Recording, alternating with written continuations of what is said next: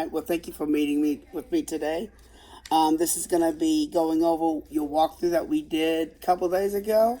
I'm going to go over some things that I saw that I really liked, and I'm going to ask some questions, and you can ask me some questions as well. Okay. How does that sound for you? That sounds wonderful. Okay. Thank you for visiting me. Oh, you're welcome. Okay. So I know I kind of had to do your observation in two different areas, right? So I did an observation earlier in the morning, and then I did another one at the end of the day. So, and the one at the end of the day was the one that was really, really, really good because I got to see a lot of different movement in that classroom. When I walked into that classroom, the students were working on shapes. Is that accurate? Yes.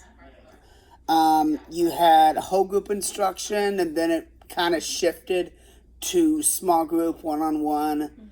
I believe you were working with the students who are inclusion, during the regular school year, and then your parents are working with the students who are ECSE throughout the school year. Is that correct? Yes, that's correct. Okay. So I'm gonna say your objective did match the TEAC, which is good. I did see the students cleaning up because I walked in after lunch, so I saw them cleaning up, which was good. Um, One thing that I saw that I really, really liked was that you had your schedule posted so the students knew what was coming, which that was really good. Also, I saw like letters that I believe y'all did on the first 2 days that was hung up as well, and that was really good as well. I like that. So when I walked into the classroom, like I said, the students were cleaning up their area after they ate lunch, and then y'all were helping them clean up, which was really, really good as well. Um, One thing I saw that I think is really, really important for a ECSE classroom is it seemed like y'all working on fine motor skills for the kiddos. Yes. Can you kind of elaborate what that is, what that looks like? Okay, so when you walked in, yes, you did notice on the transitions that we were working on because of the short period of time we're hoping that they come in with those easy transition skills. So they my one of the groups that I was working with, the inclusion group, we were working on specifically academic skills at that time, and it was a handful of things. It was recognizing numbers, coloring, identifying colors, and then able to use scissors. So we were working on the fine motor of open, close, open, close. So a lot of those skills, I try to use them, put them all together within a short period of time because of the attention span of these children.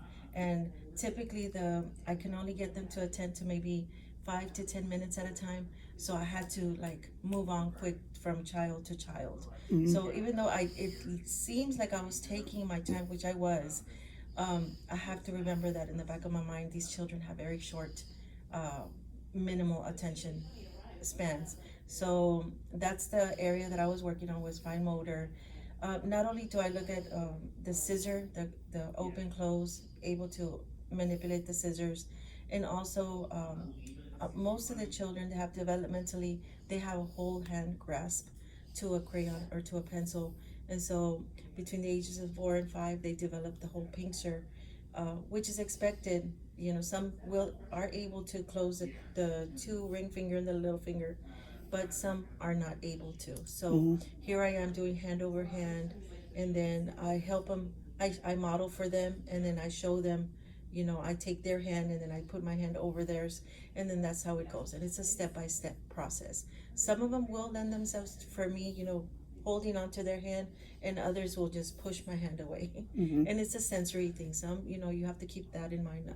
Not all the children will are not all kids are receptive to me, like especially for this short period of time when I get to know them, where they let me hold their hand and then I'm showing them. So that's what the whole purpose of fine motor skills is. And then on the other group, they were working on they were doing also a lot of fine motor skills where they were working with Play-Doh, and it's manipulating it, squishing it, and it's mainly for them to gain conscious of their self-awareness, like grasping and holding and squeezing and rolling, and it's teaching them how to, manipulate things with their hands. Like Okay. a lot of this is new to them, so they have no idea. Oh, yeah, they look at Play-Doh and they want to put it in their mouth, but you show them, and they will automatically, they'll mimic what you are doing. So you roll it, and then you show it, and it's a game thing. You have to sing along with them. You have to show them, um, either through song, through movement, Okay. and manipulating the objects. Okay.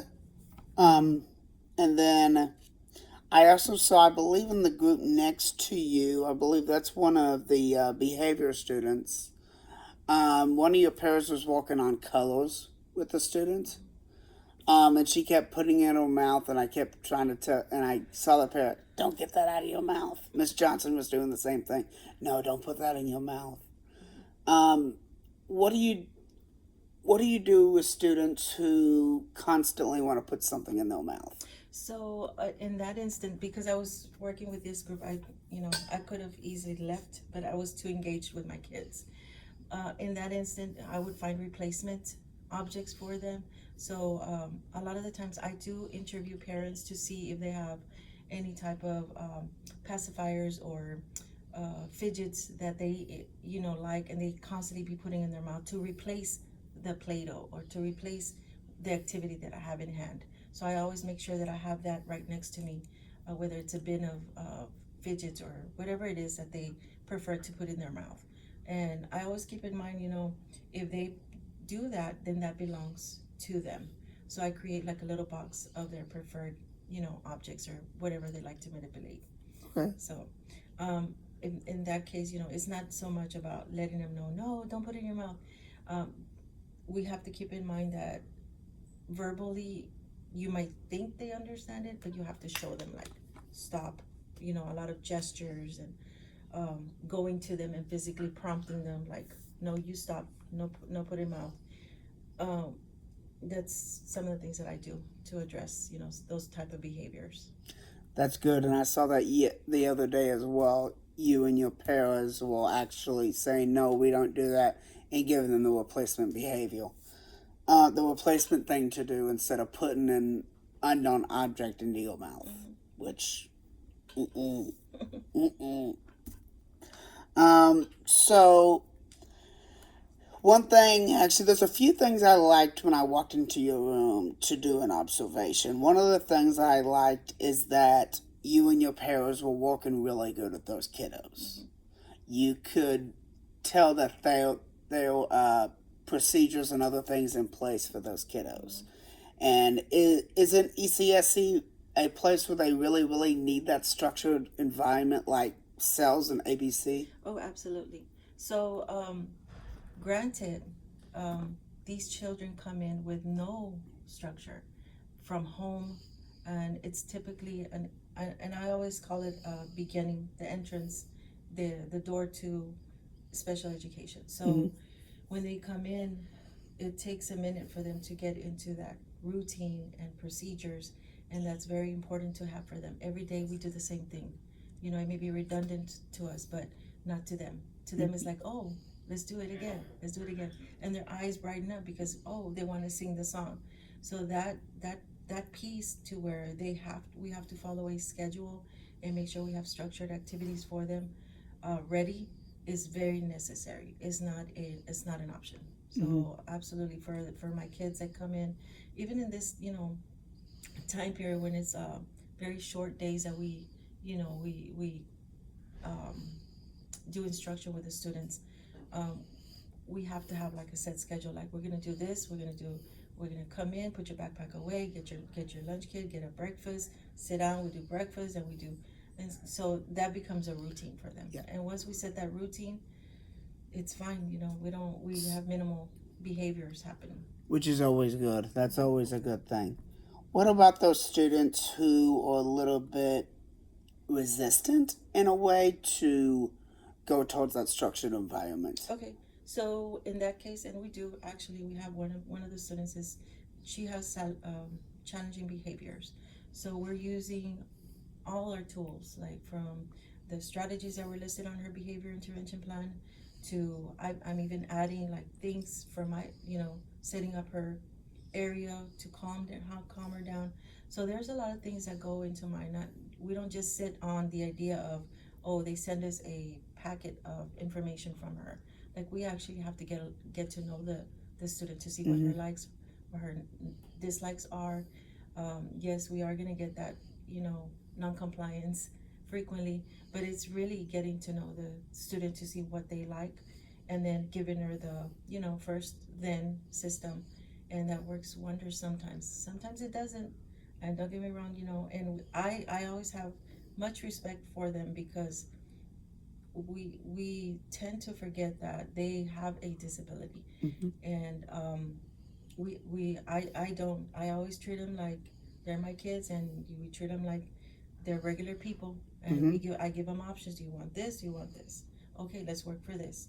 And so, and it's a lot of it is language too, is how you communicate with them, either, and the tone matters a lot. You cannot, exceed with your tone and yell and expect, no, stop doing that. No, they're not gonna respond. So a lot of it, I have to immediately act on it, and then go up to the student, and give her those frequent, options and prompts and physical movement. Let's go here, let's go there. And so it's ongoing. It never stops. It's ongoing. It's like 24/7.